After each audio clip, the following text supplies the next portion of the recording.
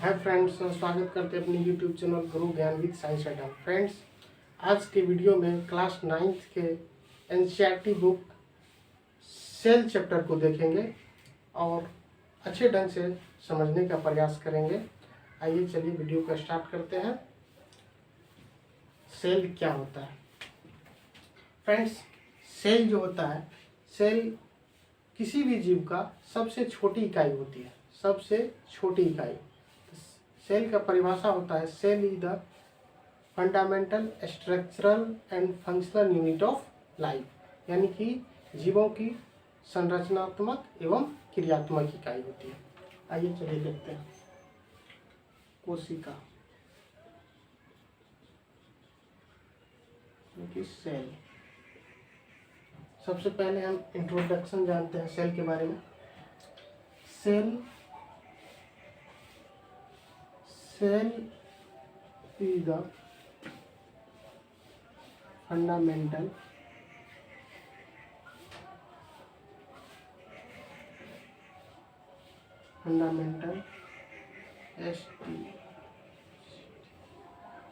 structural and functional unit of life।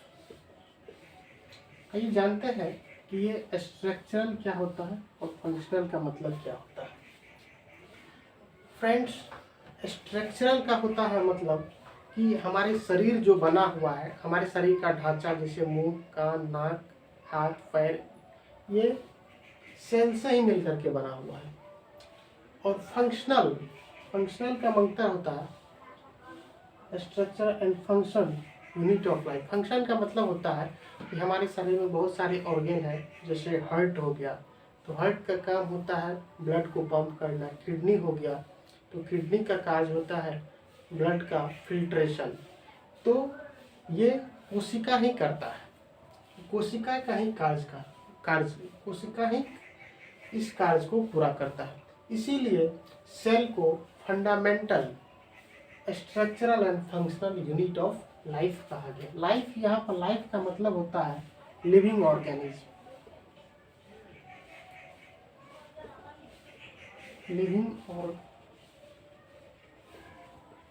Living organism मतलब सजीवों में, यानी कि जीवों में। ठीक है, जीवों में ये काम कहाँ होगा? जीवों में होगा, स्ट्रक्चरल एंड फंक्शनल का काम। फ्रेंड्स, हम सेल को कुछ इस प्रकार से समझ सकते हैं। जैसे हम घर बनाते हैं तो सबसे पहले घर बनाने के लिए क्या चाहिए? ईंट चाहिए। ईंट से क्या होता है? दीवार का निर्माण होता है। दीवार से क्या होता है? रूम का निर्माण होता है। रूम से पूरा क्या होता है? घर का निर्माण होता है। ठीक उसी प्रकार से हमारा जो शरीर बना हुआ, हमारा पूरा जो शरीर तैयार हुआ है, वो सबसे पहले सेल के बाद टिश्यू से ऑर्गन से ऑर्गन सिस्टम,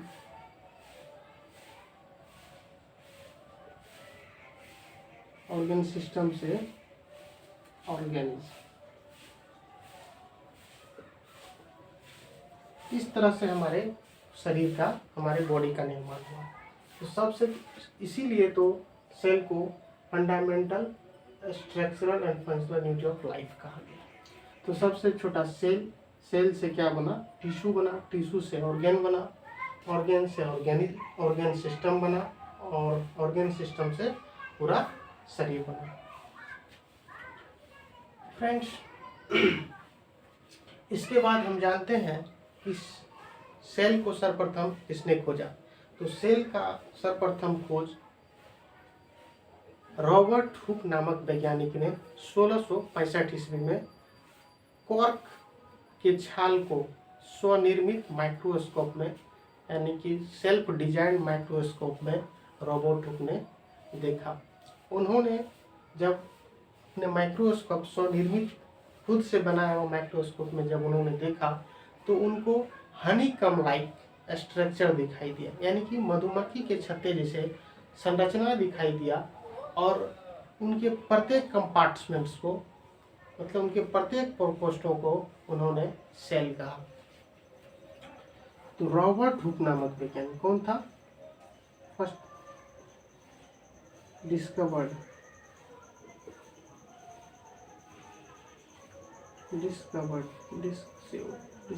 ऑफ सेल 1665 ईस्वी में। 1665 ईस्वी में इन्होंने कॉर्क की कोशिका को, कॉर्क की कोशिका को, यानी कि कॉर्क के छाल को स्वनिर्मित माइक्रोस्कोप में देखा और इनको कुछ इस प्रकार से स्ट्रक्चर दिखाई दिया।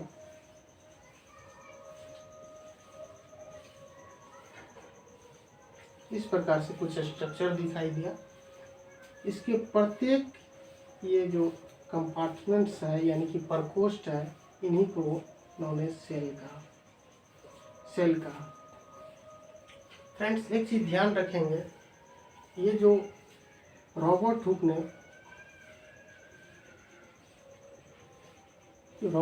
ने जो सेल का खोज किया, इन्होंने कॉर्क के छाल को काट करके कॉर्क के छाल को अपने माइक्रोस्कोप में देखा और इस प्रकार से कुछ संरचना दिखाई दिया, जिनके प्रत्येक कंपार्टमेंट को सेल कहा।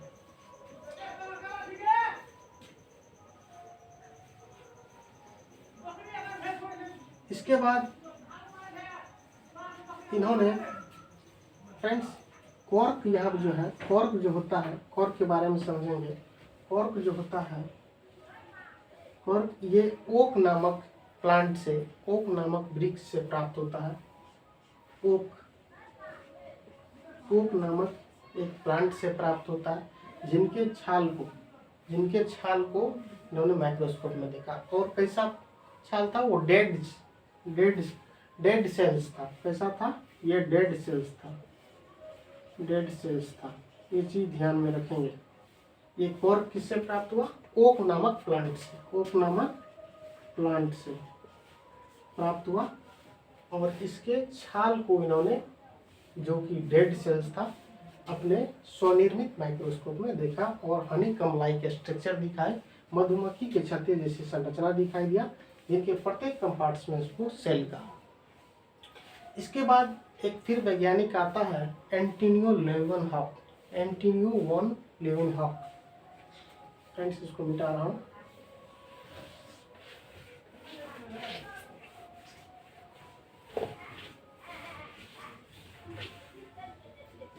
एंटोनी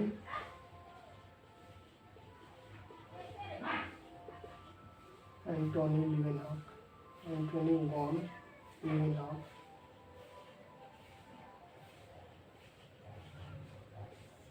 1674 ईस्वी में इन्होंने सजीव कोशिका की खोज की। इतना ध्यान रखेंगे, एंटोनी वन लीवेनहॉक ने 1674 ईस्वी में इन्होंने सजीव कोशिका की खोज की। लिविंग सेल्स का डिस्कवर किया। लिविंग यानी सजीव कोशिका का खोज किया।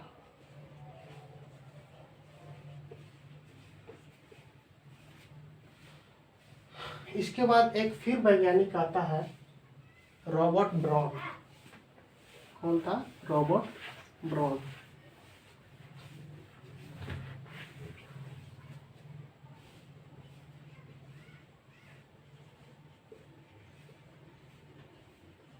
रॉबर्ट ब्राउन 1831 शायद था, 31 ईस्वी में इन्होंने कोशिका में न्यूक्लियस की खोज की। कोशिका में,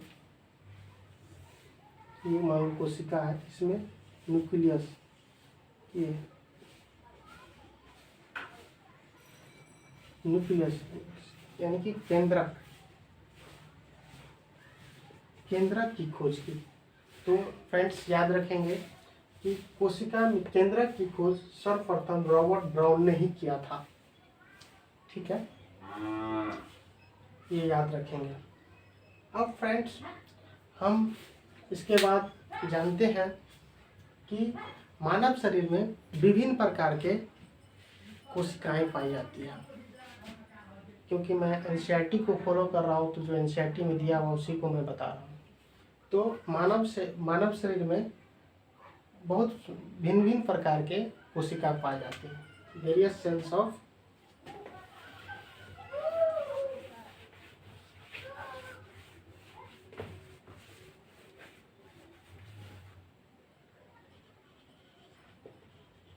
various cells of human body।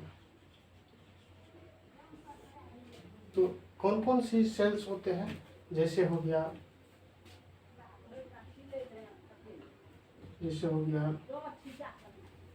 Neuron cell, तंत्रिका कोशिका।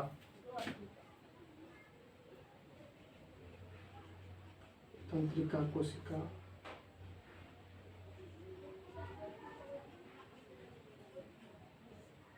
दूसरा हो गया वसा कोशिका,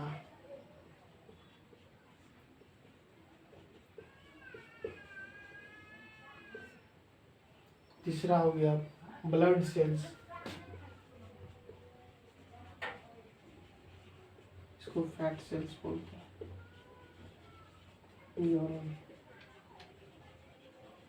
न्यूरॉन सेल्स, ब्लड सेल्स यानी कि रक्त कोशिका। उसके बाद मसल सेल्स यानी कि मांसपेशिया कोशिका, muscle cells.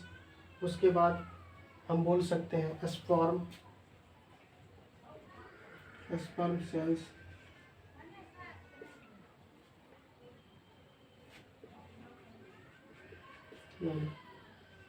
Ovum,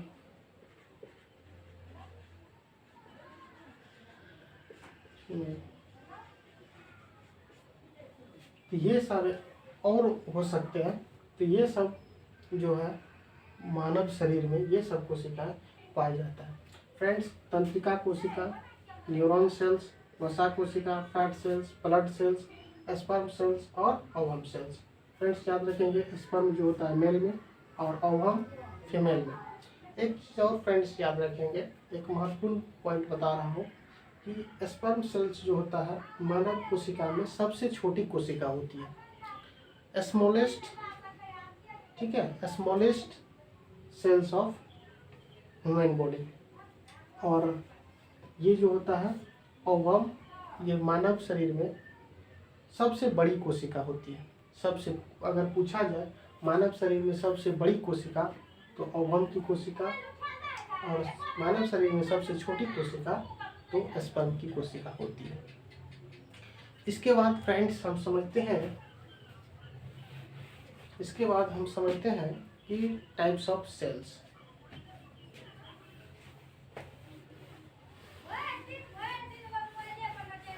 types of sales,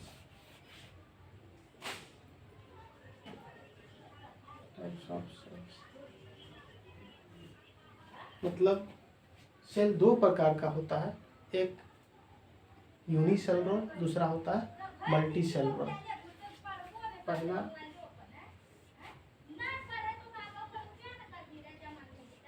unicellular,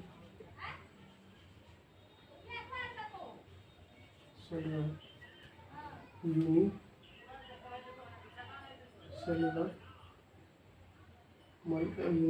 organism.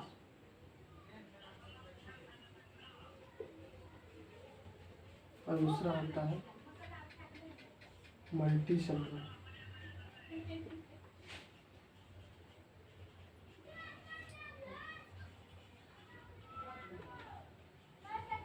Unicellular को कहते हैं एक कोशिकीय,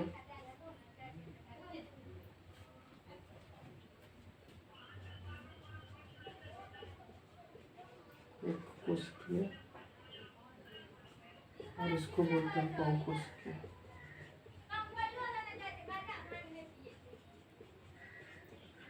कोशिकीय जीव। तो एक कोशिकीय जीव किसको बोलते हैं, यानी कि यूनि मतलब होता है एक, मतलब जो एक कोशिका का बना होता है वो होता है यूनिसेलुलर ऑर्गेनिज्म। जैसे हो गया, जैसे एक कोशिकीय में क्या हो गया, अमीबा हो गया,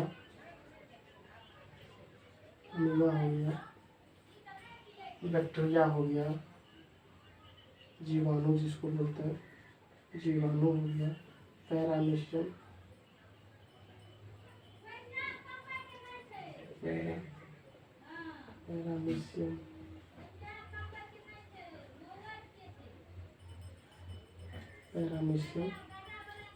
ये सब जो हो गया ये एक कोशिकीय है। दूसरा एक होता है और क्लैडोमोनास, ये भी याद रखेंगे फ्रेंड्स। अमीबा, जीवाणु, पैरामीशियम ये एक कोशिकीय ऑर्गेनिज्म होते हैं। और मल्टी सेलुलर में होता है, मल्टी सेलुलर में हो गया ह्यूमन हो गया, ट्रीज हो गया, एनिमल्स, ये सब ह्यूमन, ट्रीज और प्लांट्स, सॉरी एनिमल्स बोल सकते हैं। एनिमल्स का मतलब ये होता है, एनिमल्स मानव में ही आ जाता है, ह्यूमन में ही आ जाता है। तो ये होता है मल्टी सेलुलर ऑर्गेनिज्म। तो फ्रेंड्स, आई होप कि आप लोग इस वीडियो को अच्छे से समझे होंगे। अगर आप लोग को ये वीडियो अच्छा लगा होगा तो मेरे चैनल को सब्सक्राइब करें, लाइक करें। मिलते हैं अगले वीडियो में, धन्यवाद, थैंक यू।